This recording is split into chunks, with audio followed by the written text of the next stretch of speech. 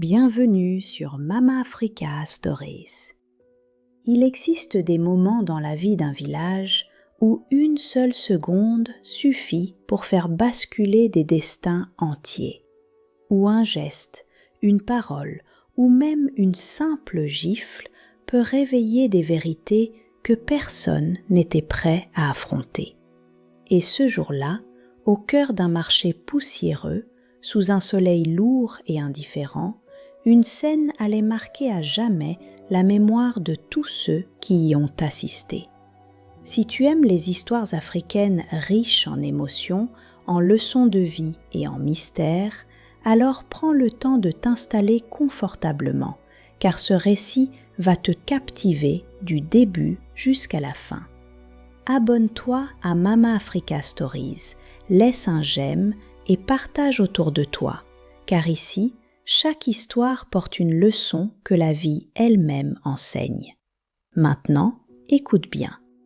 Dans ce marché bondé, une jeune femme venait d'abattre sa main avec une violence inattendue sur le visage d'une autre. Le bruit sec de la gifle résonna comme un coup de tonnerre entre les étals. Un silence brutal s'empara immédiatement de l'endroit. Les vendeurs s'arrêtèrent net dans leurs gestes. Les enfants qui riaient quelques secondes plus tôt restèrent figés, comme si le temps avait cessé d'avancer. Et pourtant, au milieu de ce silence lourd, une présence observait la scène. À l'extrémité de la place, dissimulé sous une cape simple de couleur grise, un homme se tenait immobile.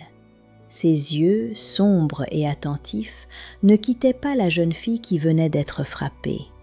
Sa mâchoire se contracta, ses poings se serrèrent instinctivement. Il retenait quelque chose de puissant en lui, quelque chose qu'il n'était pas encore prêt à laisser éclater.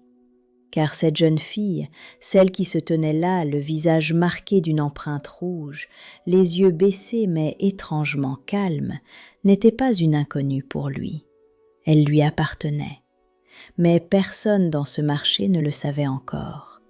Elle s'appelait Anna. Et si tu passais à côté d'elle dans la rue, tu ne la remarquerais probablement même pas. C'était ainsi qu'elle avait appris à vivre. Anna habitait à la lisière d'un petit village appelé Kyle, un endroit fait de maisons en terre, de chemins secs et poussiéreux, et d'habitants convaincus de tout savoir sur les autres, sans jamais prendre la peine de changer d'avis. Très jeune, elle avait déjà connu la perte. Sa mère était partie alors qu'elle n'avait que 6 ans. 3 années plus tard, son père, autrefois tisserand respecté, l'avait suivie dans la tombe. À partir de ce moment-là, Anna avait été confiée à une tante dont la froideur transformait chaque repas en dette et chaque journée en rappel de son existence. À 19 ans, Anna avait compris 3 choses essentielles. La première, c'est qu'elle ne correspondait pas aux standards de beauté du village. On lui répétait que sa peau était trop sombre, son visage trop marqué, ses cheveux trop indomptables. À force d'entendre ces mots, elle avait fini par les accepter sans résistance. La deuxième, c'est qu'elle était devenue invisible. Et paradoxalement, cette invisibilité était sa protection.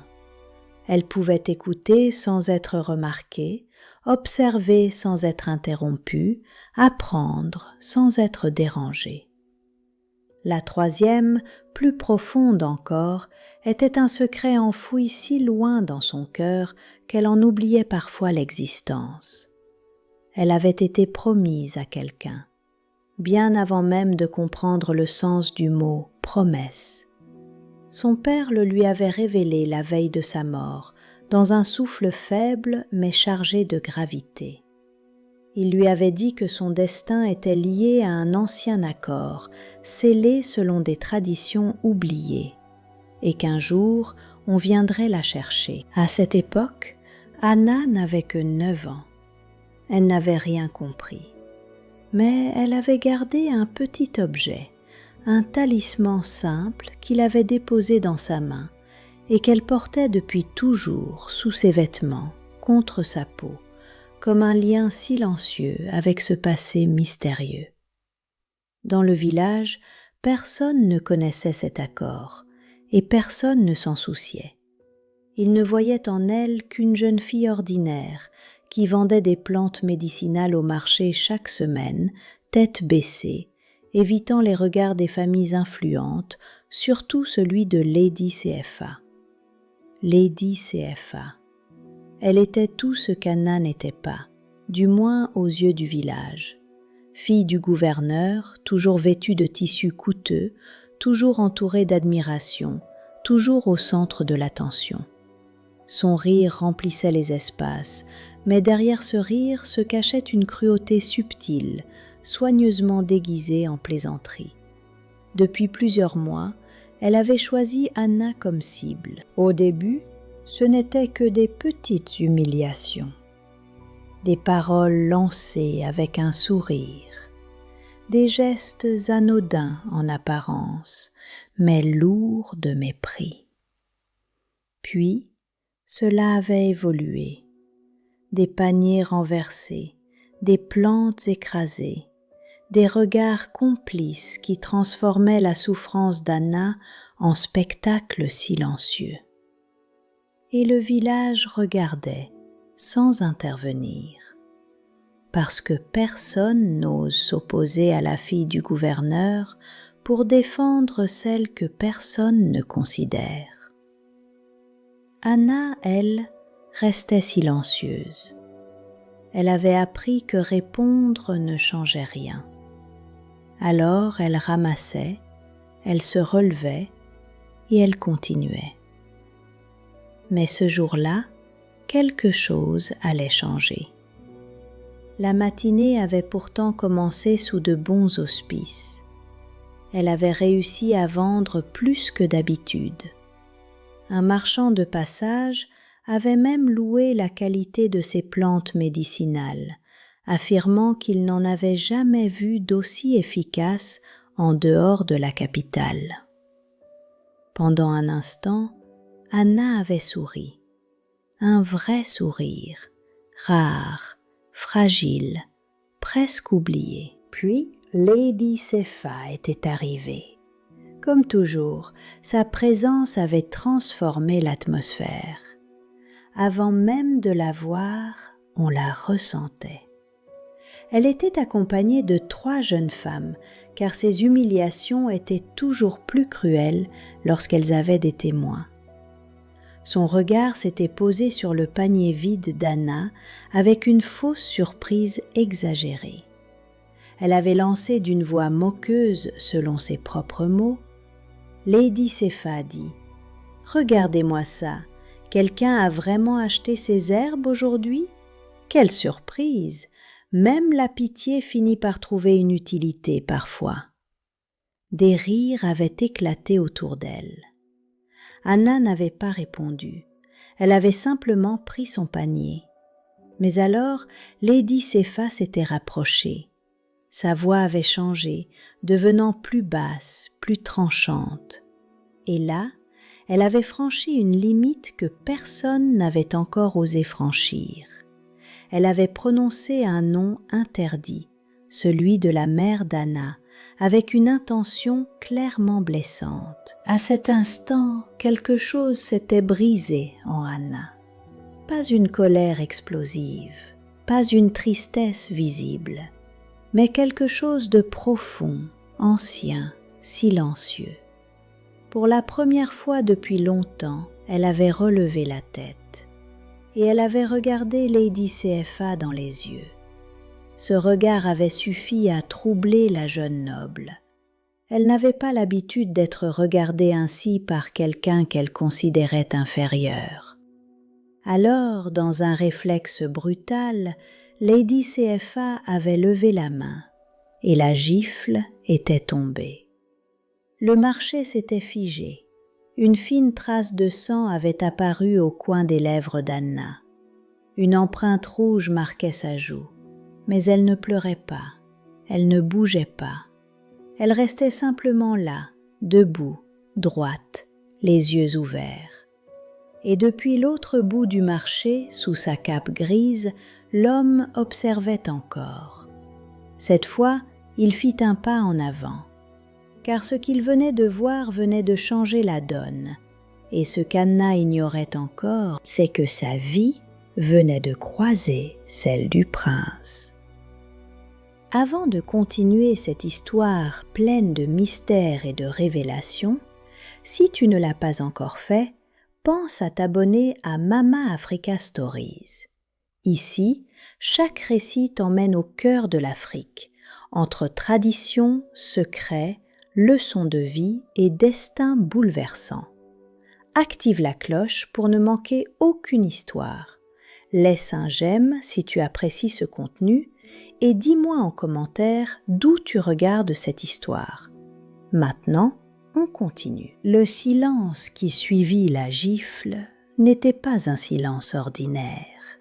C'était un de ces silences lourds, suspendus, presque irréels, comme si le monde entier retenait son souffle en attendant la suite d'un événement qu'il ne comprenait pas encore. Et au milieu de ce calme étrange, quelque chose allait naître entre deux regards. Anna releva lentement les yeux vers l'homme à la cape grise. Il n'y avait ni panique, ni agitation dans son expression. Seulement cette manière particulière qu'elle avait toujours d'analyser le monde, comme si chaque mot, chaque geste, chaque détail devait être compris avant toute réaction. Son front se plissa légèrement, ce petit mouvement discret qu'elle faisait toujours lorsqu'elle tentait de donner un sens à une situation inattendue. Puis elle parla, d'une voix calme, presque neutre. Anna dit « Je ne vous connais pas ».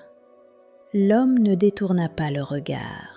Sa réponse fut immédiate, mais posée, comme s'il avait attendu cette phrase depuis longtemps. L'homme répondit « Non, c'est vrai, mais moi je vous connais, et nous avons des choses importantes à nous dire si vous acceptez de m'écouter. » Un instant passa, un de ces instants où le temps semble hésiter entre avancer ou reculer. Puis, lentement, l'homme glissa sa main sous sa cape. Anna ne recula pas. Elle observa simplement, attentive, prudente. Et ce qu'il sortit de l'ombre fit basculer quelque chose en elle. C'était un petit objet, un pendentif sculpté avec une précision ancienne, et surtout identique à celui qu'elle portait, caché contre sa peau depuis l'enfance. Le monde sembla se contracter autour d'elle. Son souffle se coupa net. Pas un cri, pas un mot, juste une respiration bloquée, courte, presque douloureuse.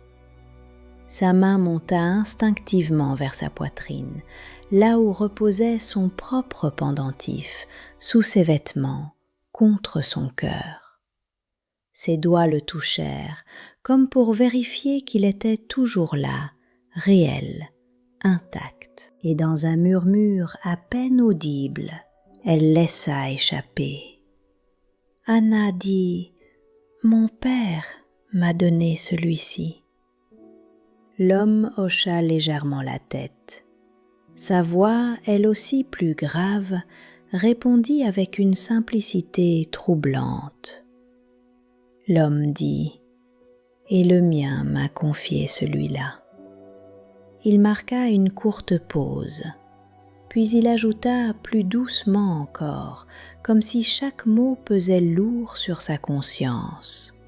« Il y a très longtemps, nos pères ont fait une promesse, et cette promesse vous concerne, Anna. » Un silence s'installa, pas un silence vide, un silence chargé d'histoire, de mémoire et de quelque chose d'inévitable. L'homme continua. J'ai passé des semaines à me demander si je devais respecter cet engagement ou le briser. Il la regarda droit dans les yeux. Et j'ai fini par prendre ma décision. Mais dans ce monde, aucune vérité ne reste cachée longtemps. Surtout pas dans un village où chaque souffle devient rumeur. Ce qui avait commencé comme une simple rencontre au marché s'était transformé en sujet de murmure, puis en discussion, puis en agitation. Les mots avaient circulé plus vite que le vent entre les maisons, et à la tombée de la nuit, tout le village savait déjà. Une fille inconnue, un homme mystérieux, un objet ancien identique à un autre, et une promesse oubliée qui refaisait surface. Le lendemain matin, un cavalier partit en direction de la capitale. 3 jours plus tard, un autre visage fit son entrée dans le village. Le prince d'Avan.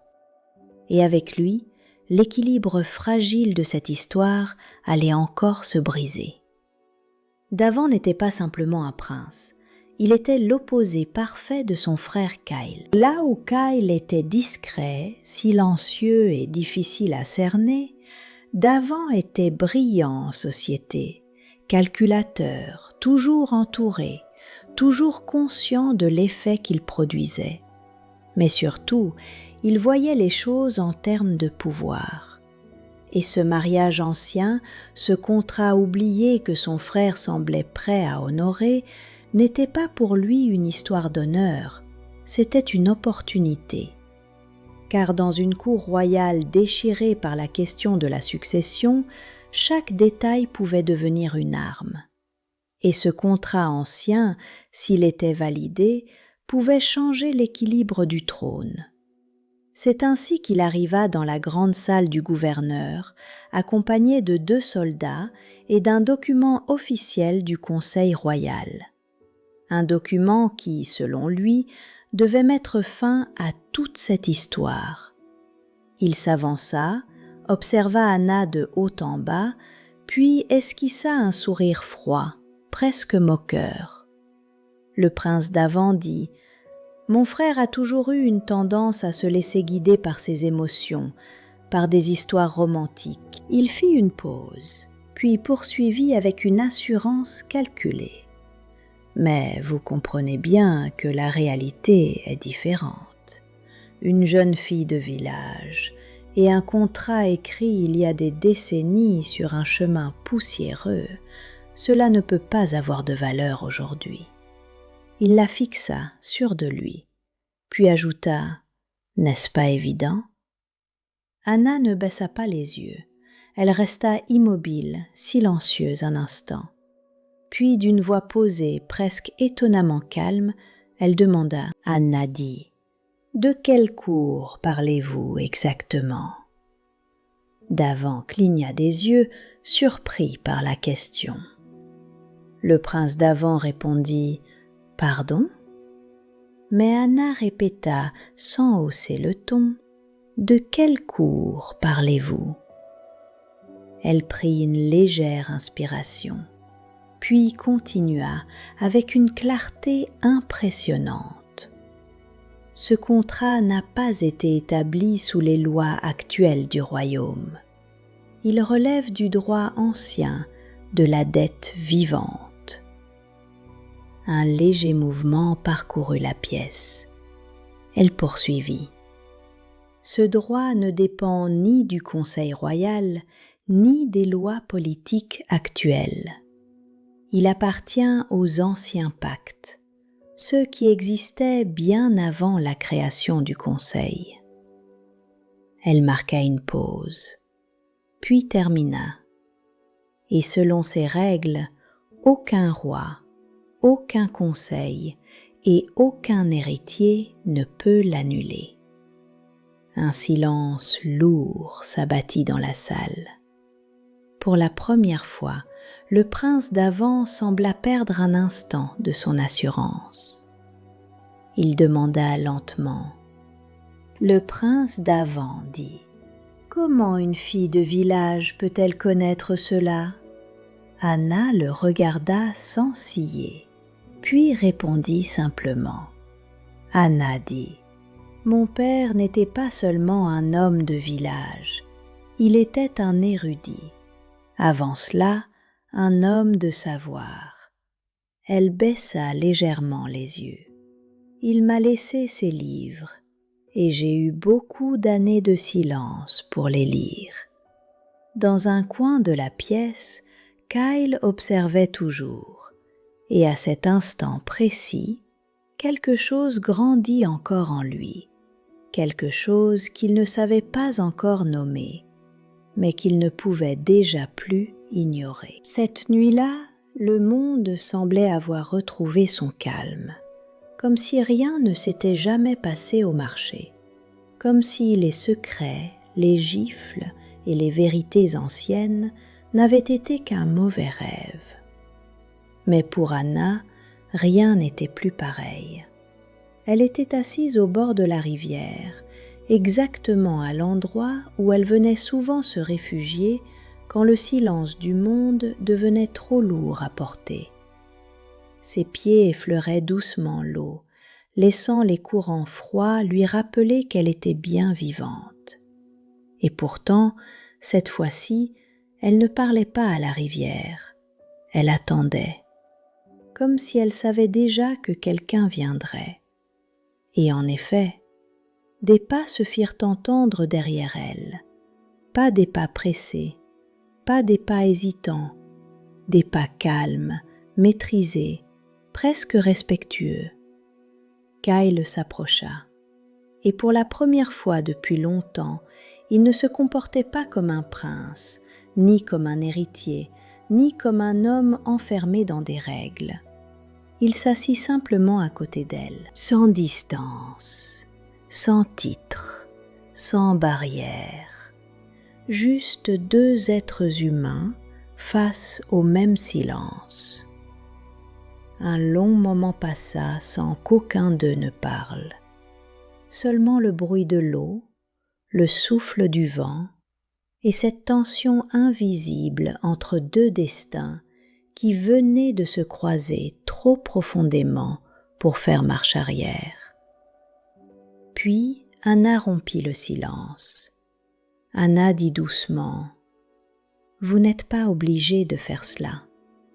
Ce contrat engage votre honneur, pas votre cœur, et ce sont deux choses différentes. » Kyle resta silencieux quelques secondes. Il fixa l'eau, comme s'il cherchait la réponse dans le courant lui-même. Puis il répondit, lentement, sincèrement. Kyle dit « Et si justement, pour une fois, je décidais de ne pas les séparer, et si je laissais mon honneur et mon cœur aller dans la même direction ?» Anna tourna légèrement la tête vers lui. Son regard était méfiant, mais moins fermé qu'avant. Elle dit alors « Vous ne me connaissez pas. » Kyle hocha doucement la tête. Kyle répondit « C'est vrai, mais je vous ai observé pendant 9 jours. » Il marqua une pause. « Et ce n'est pas la même chose que de connaître quelqu'un, mais c'est déjà un début. » Il inspira légèrement, comme s'il choisissait soigneusement chaque mot. Puis il ajouta « Je crois que vous avez passé trop de temps à être invisible aux yeux de personnes qui ne méritaient même pas de vous voir. » Anna baissa légèrement le regard, comme si ces mots touchaient quelque chose de profondément enfoui en elle. Kyle continua, plus doucement encore. Je crois que vous vous êtes rendue petite pour survivre, alors que vous êtes, sans doute, l'une des personnes les plus grandes que j'ai jamais rencontrées. Un silence étrange suivit, un silence différent des autres. Celui-là n'était pas vide, il était plein de vérités que personne n'avait jamais osé dire à Anna, et Kyle le vit. il vit ce micro-frémissement dans son regard, cette émotion qu'elle tentait immédiatement de dissimuler, comme si ressentir était dangereux. Alors il reprit, plus calme encore. Kyle dit, « Le contrat nous donne une structure, une obligation, un cadre. » Il la regarda enfin directement. « Mais ce que nous ferons à l'intérieur de ce cadre, cela, ce sera notre choix. » Il fit une légère pause.